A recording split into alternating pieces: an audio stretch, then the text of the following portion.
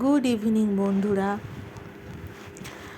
আজকে সন্ধেবেলা স্ন্যাক্সের জন্য বানাতে চলেছি বড় লঙ্কার পকোড়া। আমি এটা প্রথমেই বানাচ্ছি, তো খেয়ে দেখি কেমন হয়। তো লঙ্কাগুলোকে ধুয়ে পরিষ্কার করে মাঝখান দিয়ে কেটে তার ভিতরে দানাগুলো বের করে নিয়েছি, না তো দানাগুলো খুব ঝাল। তো তারপরেই টমেটো পেঁয়াজ এইসব কেটে নিয়েছি। আমার বর অনেকটা হেল্প করেছে, আলু সিদ্ধ করে রেখেছি। এই তো তেলের মধ্যে পেঁয়াজ দিয়ে দিলাম। আলু পুরটা তৈরি করতে হবে, পেঁয়াজ দিয়ে ওর মধ্যে আস্তে আস্তে মশলাগুলো দিয়ে দিলাম, হলুদ গুঁড়ো লঙ্কা গুঁড়ো দিয়ে, আর রসুন দিয়েছি, ওটাকে বেটে দিইনি, কেটে দিয়েছি। তারপর টমেটো দিয়ে আলু সিদ্ধগুলো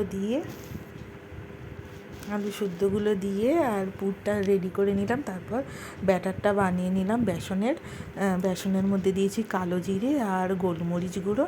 তারপরে এই লঙ্কাগুলোর মধ্যে আলুগুলো ভরে নিয়েছি, ভরে এই ব্যাটারের মধ্যে লঙ্কাগুলো ডুবিয়ে আর তেলে ছেড়ে দিতে হবে, ব্যাস তৈরি হয়ে যাবে বড় লঙ্কার পকোড়া।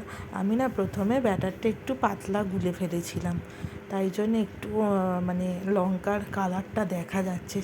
নেক্সট বারে ব্যাটারটা আরেকটু বেসন দিয়ে একটু মোটা করে বানিয়েছিলাম, তারপর পারফেক্ট ঠিকঠাক হয়েছিল। এই যে হালকা করে ভেজে তুলে নিলাম।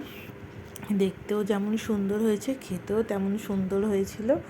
আমার বর তো বললো খুব ভালো হয়েছে, আর এটা না গরম গরম খেলেই ভালো লাগবে। ক্যাপসিকামের মতো লঙ্কাটা খুব টেস্ট লাগবে, আর যদি ভিতরে দানা থেকে যায় তাহলে কিন্তু প্রচণ্ড ঝাল লাগবে।